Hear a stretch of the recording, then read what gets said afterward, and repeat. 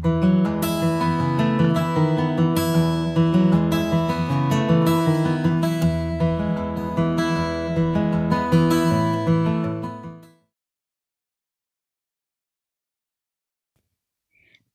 Lughnasadh to all my dragonflies who celebrate. Lughnasadh or Lammas marks the midway point between the summer solstice and the autumn equinox. It also marks the start of the harvest season. This is how we celebrated Lughnasadh today. I hope you enjoy it. I began the day by refreshing and tidying my altar and beginning to add some decorations, starting with the corn dolly. Then I did a Lughnasadh tarot spread, and I followed that up with an oracle draw from the Seasons of the Witch Lammas Oracle. I pulled the farm to table card, and this got popped on my altar.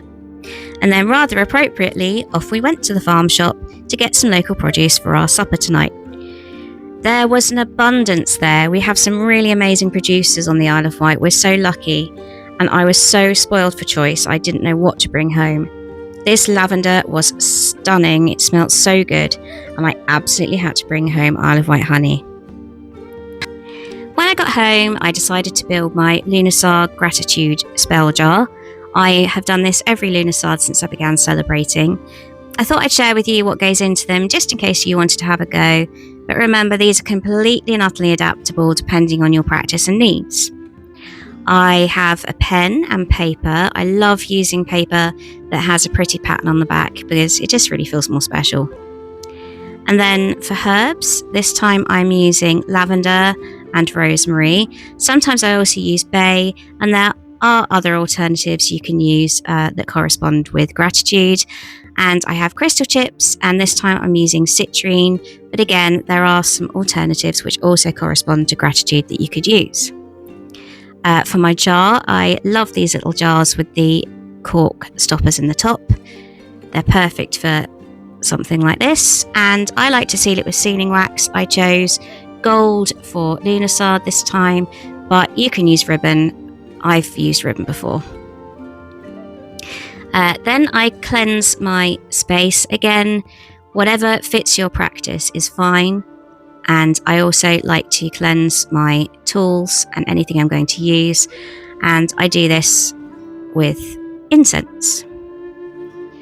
To begin with, I take a piece of paper and I write down anything that I am grateful for, anything that I want to thank the universe for, the mother for.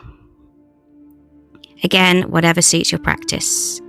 Then I fold it towards me, and then so that it fits perfectly in my little jar, I then roll it towards me.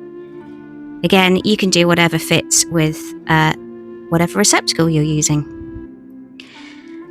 First, I pop the citrine into the jar, which is a lot less messy than the herbs are going to be, I promise you. And then I pop in the rosemary. This is a bit faffy and a little bit messy because honestly it gets stuck in all the nooks and crannies of my munchkin hands. But I do my best. But don't worry, anything that I do drop, and believe me, I do drop some, gets swept up into a little bowl ready to make up black salt. And I'm going to add a little bit more. I like to just add as much or as little as feels right, honestly. So there are no hard and fast rules with any of this.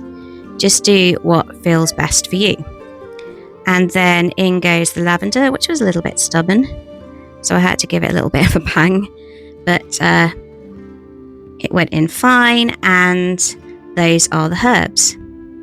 And then finally, I take the paper, and because it's rolled up so beautifully, it should just pop right in the jar. Yes, it does. Now it's time for the sealing. Whilst I seal the jar, this is where I say some words.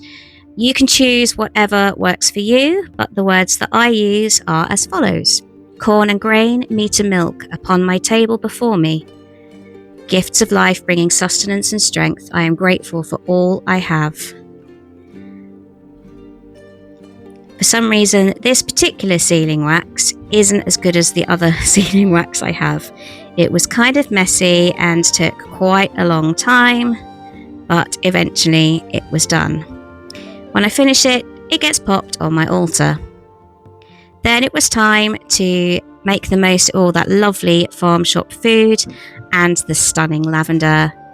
And then we did a little harvest of our own. We have an abundance of blackberries at the moment, but most of our apples aren't ready. But we got enough to do an altar offering. And here we have my altar, all lit up this evening, complete with offerings and the decorations from the food table, and I think it looks beautiful. Take care, dragonflies, and Lughnasadh blessings to you all.